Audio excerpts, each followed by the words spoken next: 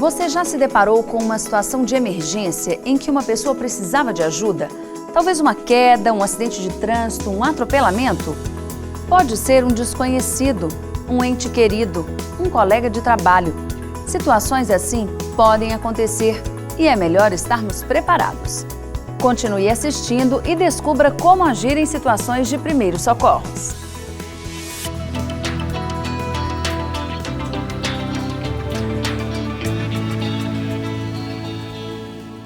Os primeiros socorros, eles são uma série de procedimentos, uma série de cuidados, que aquele indivíduo leigo, indivíduo comum, ele pode e deve adotar numa situação que ele necessite, que vão realmente funcionar como uma primeira resposta, até que aquela pessoa, ela possa chegar em um hospital, uma unidade hospitalar e receber um tratamento adequado. A conscientização da população é de extrema importância, pois qualquer um de nós pode ser socorrista em um determinado momento.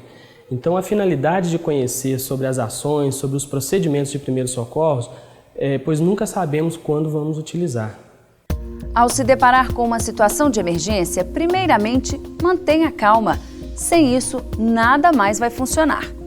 Uma vez calmo, antes de fazer qualquer outra coisa, peça ajuda. Você mesmo pode ligar para um telefone de emergência ou solicitar que outra pessoa o faça. Neste caso, peça a uma pessoa em específico dizendo: por favor, ligue para alguma autoridade e peça ajuda. Será necessária a atuação urgente de profissionais na maior parte das ocorrências. A próxima atitude é certificar-se da segurança do local para que ninguém mais se envolva no acidente. Vamos a algumas situações práticas do trânsito. Evite novos acidentes sinalizando bem o local. Use triângulos, cavaletes, madeira, galhos de árvore, tecidos, lanternas, pisca-alerta.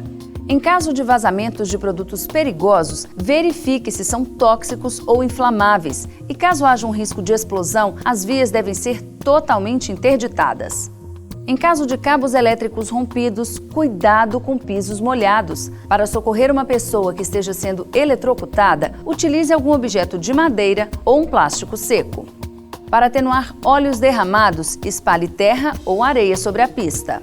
Para evitar incêndios, sendo seguro, desligue o motor do veículo acidentado. Peça para que não fumem no local e tenha extintores de incêndio dos carros disponíveis, prontos para a utilização.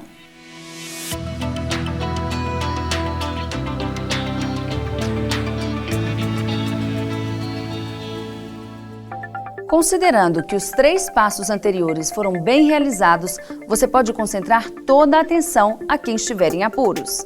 Fazer essa avaliação significa identificar o tipo de ajuda que a pessoa precisa e se você pode realizá-la. Vamos a alguns exemplos concretos. De início, verifique o nível de consciência perguntando o nome da pessoa. Se ela responder, está consciente e não há obstrução na sua respiração. Aproveite para conseguir o máximo de informações para as autoridades, com perguntas como: tem dores? Em que partes do corpo? Tem sensibilidade em algum ponto? Sente o toque? Apresenta lesões? Se a pessoa responder algo sem sentido ou estiver desacordada, monitore a situação até a chegada do socorro. Verifique a respiração. Se a pessoa não estiver respirando, veja se há algo obstruindo a passagem de ar e desobstrua com os dedos, tal como dentaduras, restos de comida, sangue, líquidos e outros objetos. Se o cinto de segurança estiver dificultando a respiração, neste caso, apenas neste caso, você deverá soltá-lo, procurando não movimentar o corpo da vítima.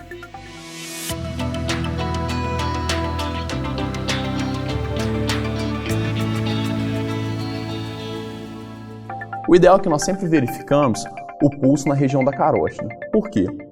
A região da carótida, essa verificação nesse local, ela está relacionada à circulação dos principais órgãos do corpo humano. Já a verificação nos membros, sejam superiores ou inferiores, ela pode ser afetada por algum ferimento nesses locais. E essa verificação, a gente vai utilizar os nossos 2 dedos e posicionar na região do pescoço. Havendo a pulsação, ela vai ser facilmente perceptível na ponta dos dedos. Após nós verificarmos a questão da pulsação, se a vítima não estiver com a respiração, não estiver respirando e nem estiver também com a pulsação, nós teremos uma vítima num quadro de parada cardiorrespiratória. E para isso, para que esse quadro possa ser revertido, é fundamental que nós comecemos as manobras de ressuscitação cardiopulmonar imediatamente. Nós nos posicionaremos, de maneira perpendicular à vítima e posicionaremos a nossa mão forte por baixo. Essa região da mão, que é a região central da mão. E por cima, nós posicionaremos a nossa mão fraca. Nós elevaremos nosso tronco para quê? Para que toda a força do meu corpo ela possa ser revertida efetivamente na massagem cardíaca e iniciaremos os movimentos. É fundamental que nesse movimento de ressuscitação cardiopulmonar eu tenha um movimento que promova uma depressão de no mínimo 5 centímetros e que a gente tenha um ritmo dessa massagem de pelo menos 100 compressões por minuto. E eu vou permanecer nessa massagem cardíaca até que o serviço de emergência ele possa chegar e possa prestar um auxílio mais adequado. Em crianças, use apenas os dedos, controlando a força de acordo com o tamanho da vítima. Atenção! A cada minuto sem massagem cardíaca, diminui em 10% as chances de reanimar a vítima. Após 10 minutos, as chances de salvamento são muito pequenas.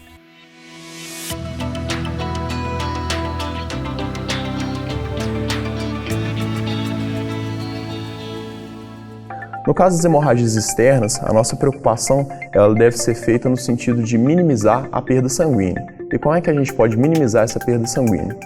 O método principal que é utilizado é o método de compressão. Ela pode se dar de duas formas. Através da compressão direta, que é feito diretamente sobre o local afetado, como o próprio nome já diz, ou através da compressão indireta, onde nós faremos uma compressão no local próximo à região que foi diretamente afetada. Então, simulando aqui um ferimento aqui nessa região do pulso, a compressão direta ela se daria através da compressão diretamente sobre o local e faria uma pressão no intuito de minimizar a perda sanguínea. Já a compressão indireta, ela se daria de forma que nós pressionaremos um setor do braço um pouco acima e, consequentemente, o sangramento, a perda de sangue, ela seja menor. Lembre-se de que não deve entrar em contato direto com sangue e fluidos corporais sem luvas, para evitar o contágio de doenças. Mantenha a vítima aquecida e calma e não dê líquidos ou alimentos.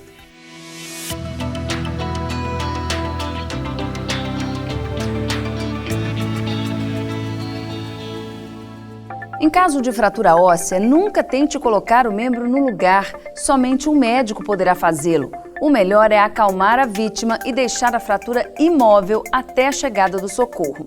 Se for estritamente necessário deslocar a vítima, faça a imobilização do membro.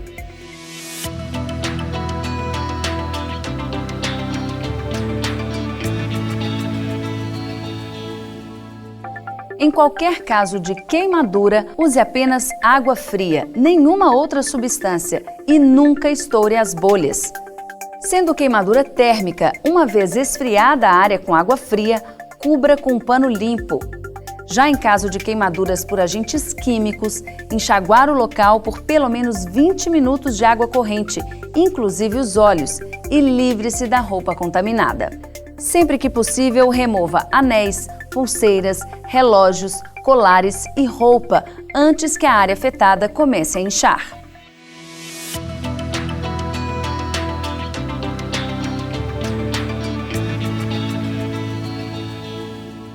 Caso a vítima desmaie, a situação mais importante, o primeiro passo, é a gente manter a calma. É interessante que a gente coloque ela numa posição neutra, então evitar deixar realmente ela sentada, ou então deixar ela escorada em algum lugar. A gente afrouxar as vestes dela, caso esteja algum elemento apertando ela, como um cinto, ou um tênis muito apertado, ou mesmo um boné. Caso ela esteja expelindo algum tipo de fluido, é interessante que nós posicionemos essa vítima de maneira a provocar o fluxo natural, a saída desse fluido de maneira natural. Nós faríamos a lateralização da cabeça dessa vítima para que o fluido ele possa sair de maneira mais natural. No mais, é realmente para que o socorrista ele mantenha a calma, aguarde o momento e possa fazer realmente um encaminhamento para o médico para que a vítima ela possa realmente investigar e entender a causa desse desmaio.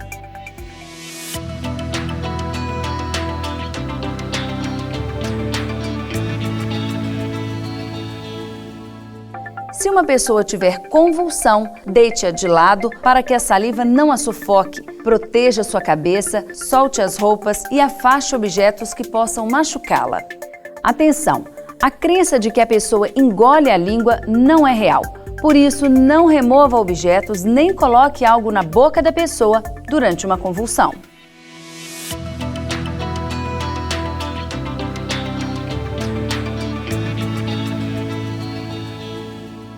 Em caso de contusões, aplique gelo e compressão na área atingida. Normalmente, não são graves.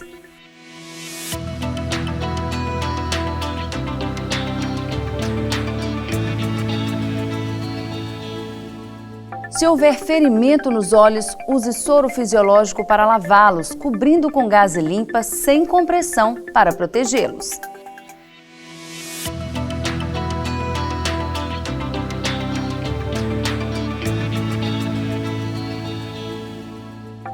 Se for extremamente necessário transportar a vítima, na falta de uma maca, improvise com casacos e cobertores e conte com 3 pessoas no mínimo para fazer o deslocamento.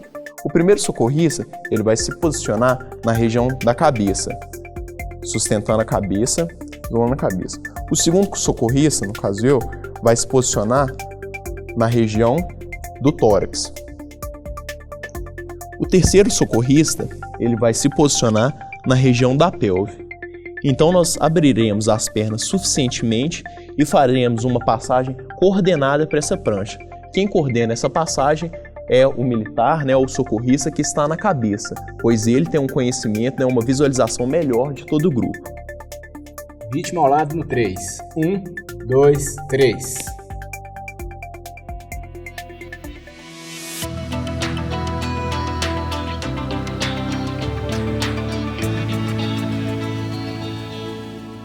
Atitudes que não devemos tomar em casos de acidentes.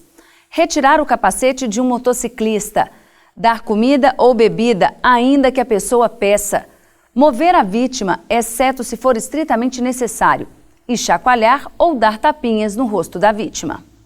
O que a gente percebe que quando a gente chega no local de ocorrência e a gente já tem aquele indivíduo leigo que foi treinado e que fornece esses primeiros socorros, a gente tem uma economia muito grande de tempo nessa cena de ocorrência. Consequentemente, a gente pode levar essa vítima para o hospital de uma maneira muito mais ágil, de uma maneira muito mais segura e dessa forma a gente aumenta a chance de sobrevida desse paciente e também de recuperação. Então o que a gente percebe é que esse indivíduo treinado, quando ele está no local, esse mesmo sendo leigo, ele pode e deve fazer a diferença e apoiar o nosso trabalho, garantindo assim uma recuperação mais sadia, mais eficaz de um parente, de um amigo, de qualquer pessoa que esteja sendo socorrida por aquele amigo. É importante o motorista lembrar que não prestar os primeiros socorros implica em multa, crimes de trânsito previstos nos artigos 304 e 305 do Código de Trânsito Brasileiro, com detenção de 6 meses a 1 ano. Agora que você viu princípios e atitudes de primeiros socorros, reflita também sobre o seguinte: a melhor maneira de lidar com qualquer acidente é a prevenção. Adote a direção preventiva e tenha comportamentos seguros no trânsito sempre. E, sendo necessário, tome atitudes de primeiros socorros com rapidez e responsabilidade. Se você deseja saber mais, o SESC Senat oferece cursos com este e outros temas relacionados à segurança no trânsito. Procure a unidade mais perto de você. Boa direção e até a próxima!